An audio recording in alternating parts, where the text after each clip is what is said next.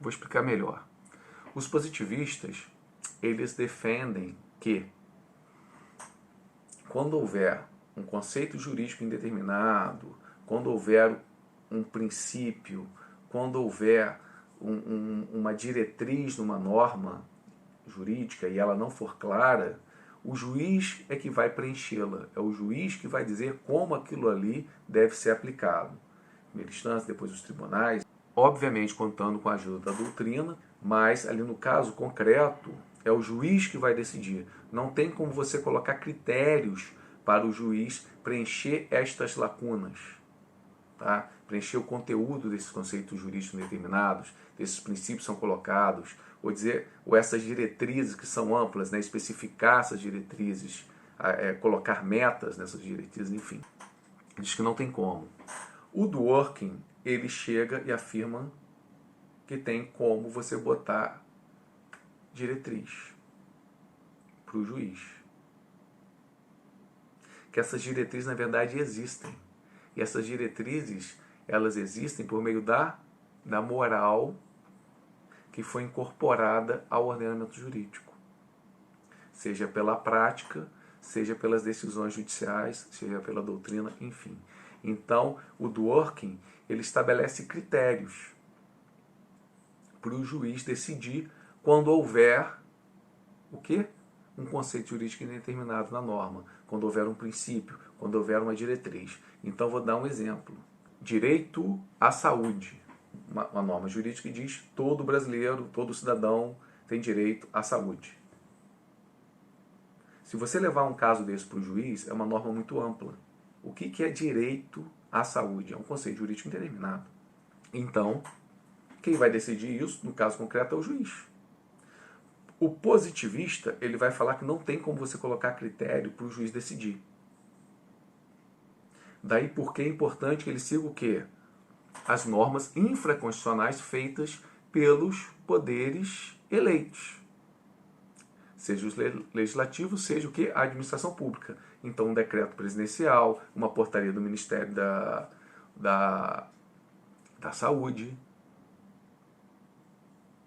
Entendeu? Então, esse é o positivista. O juiz vai decidir, não tem como você botar critério. Daí é importante ele seguir a legislação. Constituição, lei, decreto, portarias. Já o Dworkin, ele vai falar que tem sim como você ter critérios. Então ele vai ter que seguir a Constituição, a lei, o decreto, as portarias, sim. O Dworkin defende a aplicação da legislação primeiro. E só no caso de não haver essa legislação é que o juiz deve buscar critérios que não saiam da cabeça dele. E onde vão estar esses critérios? Na moral, nos princípios morais que foram incorporados ao direito. E como é que você vai saber se isso foi incorporado ou não? Por meio das práticas dos tribunais, como eu falei. Por meio da aplicação reiterada no dia a dia pelos juristas. E agora um outro ponto importante do Dworkin.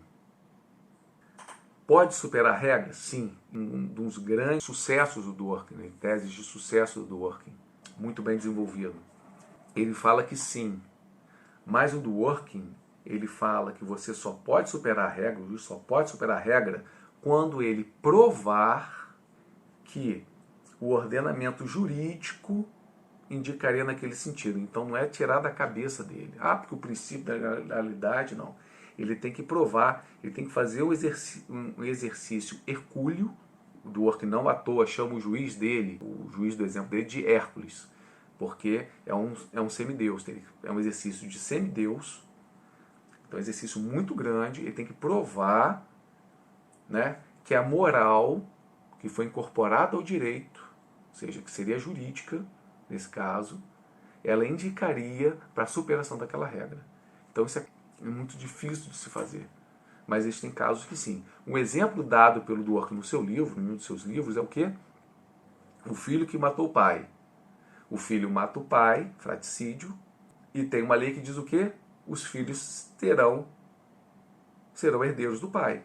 Uma lei simples. Agora, quem fez essa lei não pensou que o filho ia matar o pai. Então ela é uma aplicação geral. No direito brasileiro é muito fácil solucionar isso. No direito americano, não. Então o Dworkin ele se utiliza dos princípios morais.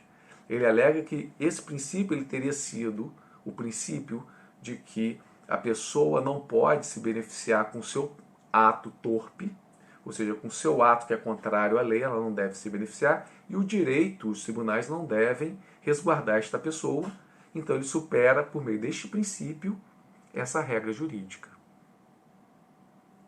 Essa regra jurídica que os filhos herdam o direito dos pais. Então esse filho que matou o pai é um caso real, né? Isso chegou na Suprema Corte americana, o Dworkin fala que esse filho que matou o pai não teria direito à herança. No Brasil é fácil, no direito brasileiro tem uma previsão expressa falando que o sujeito não recebe. Tá? No direito americano não tinha essa norma. Como eu falei para vocês, é a common law. Um último ponto que eu quero falar para vocês, que é uma grande contribuição do Dworkin, é para entender o que é o direito.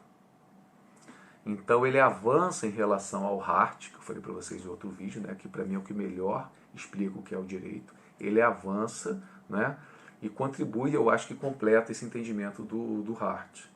O próprio Hart concorda com ele. O Hart é engraçado, naquele livro que eu mostrei para vocês, O Conceito do Direito, pós-escrito, ele fala o seguinte: eu concordo com o Dworkin em tudo, ele que não concorda comigo. Né? É muito interessante. Tá? Eu tenho muitos pontos em concordância também com o Dworkin, apesar de eu não poder me comparar nem com ele nem com o Hart, estou muito longe disso, mas eu concordo. O que eu discordo essencialmente, aí é uma posição do Dworkin, foi até o último texto que eu li dele, que ele falava que existia o direito correto, que o juiz deveria perseguir esse direito correto. Né? Em todos os casos. Eu concordo com o Dworkin que muitas vezes há o direito correto. Mas quando você está naquela linha cinzenta, eu concordo com o Hart. Né?